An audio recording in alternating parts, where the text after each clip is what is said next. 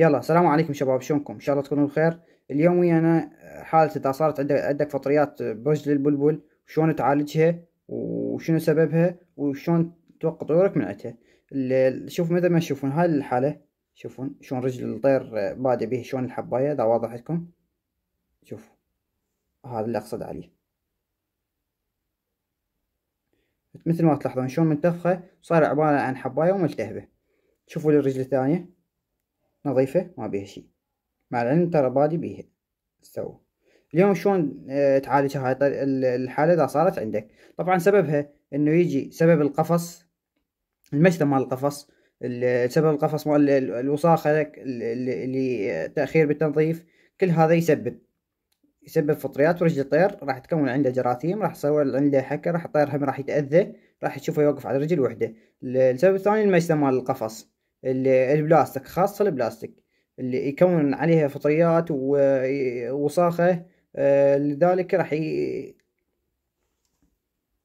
يسبب مشاكل برجل الطير. المجتمع البلاستيك عكس المجتمع الخشب، ننصح به وما راح يسبب لك أي شيء. فإذا كان عندك مسام بلاستيك بدله بمسام خشب، وأهم شي تنظف القفص ولا تخلي أرضية القفص دائما وسخة حتى لا يسبب لك هاي الحالات. خاصة حاليا فصل الشتاء، الجو بارد، الفضلات تبقى رطبة، راح يكون بكتيريا راح تضرب رجل الطير. اليوم شلون تعالج الحباية إذا صارت عندك والفطريات إذا صارت عندك؟ كل بكان يعني مرات مو بشرط برجلين الطير، مرات بمنقاره يبدأ ينكال، مرات هنا بأطراف أصابعه، وضحوا لي، مرات بأطراف أصابعه تصير بيه فطريات، مرات حتى بعينه تصير فطريات. شلون تعالج هاي الحالة؟ أول شي لازم تسوي تغسل رجل الطير بمي دافي، تنشفها، بعد ذلك ترجع تغسلها بالخل التفاح، ورا ربع ساعة أو 20 دقيقة تنشف، تخليها عفوة تنشف. تبدي شو تجيب عصارة مال عين، مرهم مال عين أو مرهم مال جروح مضاد فطريات، تدهن بيه العين، عفوا الرجل أو بكون اللي صار عندك فطريات بيه. إذا تشوفون شلون هذا البكان حاليا ملتهب، فراح ندهنها. طبعا أنا قاصله قبل بساعة عن مود المقطع حتى لا يطول ولا يصير وقت.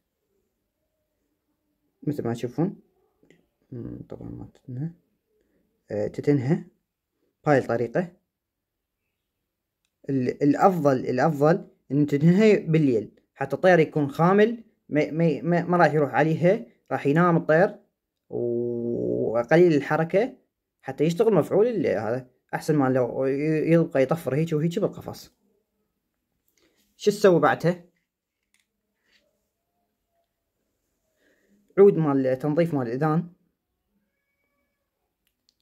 تبدي تمسح مكان. هاي الطريقة خلال أسبوع، مرات مو سوى حسب النوع اللي نوع الفطريات الصايرة بيه ونوع الحباية. تبدي تمسح تنظفها كاملة. شوف،